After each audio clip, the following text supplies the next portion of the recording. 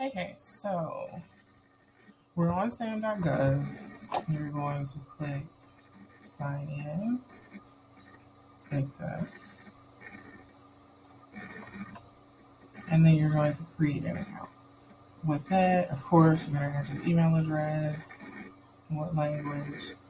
Yes, you're going to click that, check mark box, and you're going to submit. Once that happens, then you're going to go through that process, adding in all of your business information, answering all of those questions. Then you're also going to go through the login.gov process.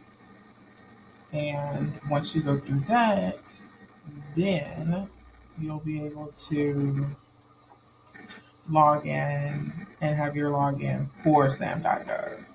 Now, there's a difference between just signing up and doing the login part. You also have to register your entity. So once you go through the sign in, sign up, and then the login part, then you're going to go to the register. Um, and with registering your entity, you'll have to go through this. Now, with that, I do like it because it has a checklist. And with that, you're literally going to have your legal business name. That's if you have like an LLC. If you're just doing it as a sole proprietorship, which is going to be like the cheapest route to take. So with the sole proprietorship, you can just do it as your name. You can do it as your home address. The date of incorporation, you don't have that because you don't have an LLC. So that's okay. The state of incorporation, you're not going to have that, but you're also going to put your state where you actually live. And then if you have, that's pretty much for like non-US. They're going to have a national provider identifier. Um, Again, if you have an LLC, all of this information is going to be needed. If you don't, then you're good. With the cage code, um, if you don't have a cage code yet, of course, it says select no. Um, but you're going to need a cage code. So that's a whole nother process that you're going to get after you register um, your entity. And then it's going to ask if your entity is successor or predecessor of any other companies. That's going to be no. All of this is, like I said, if you have an LLC, this is where this information, if you have company security clearance, that's all of that stuff. Like, if you have this information, definitely put it in. If you don't have it because you're doing like this is the cheapest route possible, then you're just going to go through all of this. You have to put in your method of payment. So your banking information, you can use your personal bank if you're using it as a sole proprietor. And of course, your phone number, email address, all of that. Um, this is about the revenue. If this is your first time doing it, then you're not going to have to answer any of those questions. You do have to answer them, but it's just going to be no. Just let you know about that. Um, and then, of course, you're going to go through these preceding questions. And now, once you get to the goods and services, you're going to do the NICS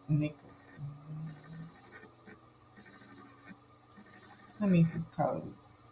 And I like it because they give you the link to actually look them up, which was super easy. You click on that. Um, let's just say,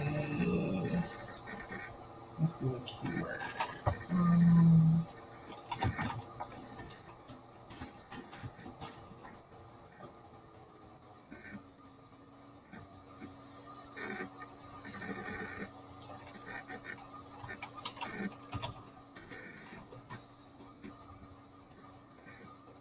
okay, for help. If you're doing anything that's like help in an athletics club construction, you can have this, you can add this code to when you're doing your registration. If you're doing healthcare supplies, merchant wholesalers, you can add this code. Um, if you're doing insurance carriers, you're going to add that code. So you literally just type in your keyword. It's going to give you all Denise's codes that you need. And then you can go back and put all of that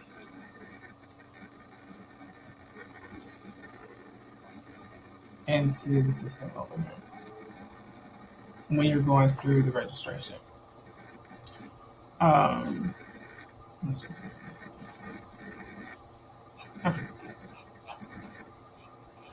one. Now, with this, if you mess up anything on your registration part and you call them, they're going to tell you that you have to redo the whole thing.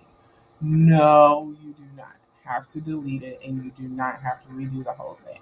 All you have to do is correct whatever you messed up on. So if you get an email saying that you had the wrong number or on your social security number and it was just the number off, you do not have to delete it and redo this because this is a long process. All you have to do is go in, fix the issue, and then resubmit it. And then they'll check it and then you're good to go. Because when I was doing mine, I had my personal name where my business name should have been. And when I had called to see how I need to change this, she was saying that I needed to delete it and then do a whole nother one. While I was on the phone with her, I literally just took my name out, put my business name in, re-uploaded it, resubmitted it, and then I had got confirmation that it was okay. So yes, calling them and asking them questions is good, but on this part, they'll literally tell you to go in, delete it, and redo a whole nother one. You do not have to do that because this is a long process. Like we're still like literally going down. Um. Oh yeah. So this is the fire accounts. And it's literally, you're just going to go through this whole process. Once you get to the end, you're going to submit it. And then after that, you're just going to wait until they send you an email saying all of it is good, or they send you an email saying that you need to correct something.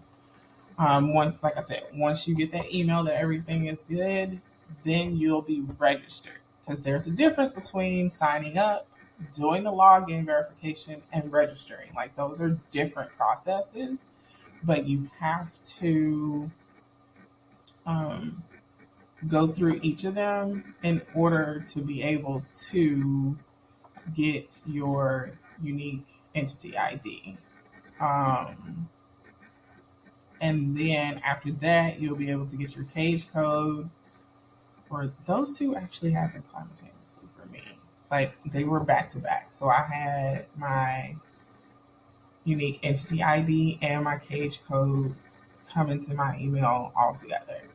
Um, and then once all of that was done, once you log in, actually, I'll go through the login process. Okay, so now I'm logged in, and it pretty much goes through this. But like I was talking about, your registration checklist. Then you're going to set up your, um, make sure that all of your sign in account and your login.gov part is set up. And then the registration part is, like I was saying, that's the whole checklist part that I was showing you before. It's a whole lot, but once you do it, you're good to go. And then you can also go in there and update your Nexus codes, because on different um, solicitations, they're going to ask you, well, they're going to say that you have to have this Nexus code in order to bid on that contract. And then once you go through all of that, you'll literally be able to have your unique identity ID, and all of that will be done. But for Workspace, this is where you'll see all of the information. Right now, I just have one active registration that's with my Cosmic Services Co. business, and with it,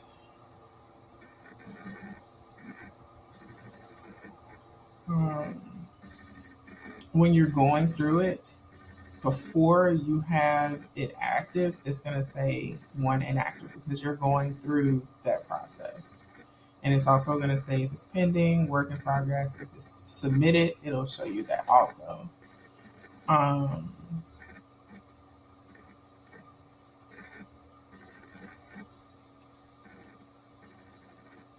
and that's pretty much that for the most part.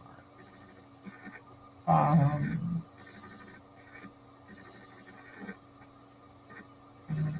okay. When it does have a pending request, that'll be over here.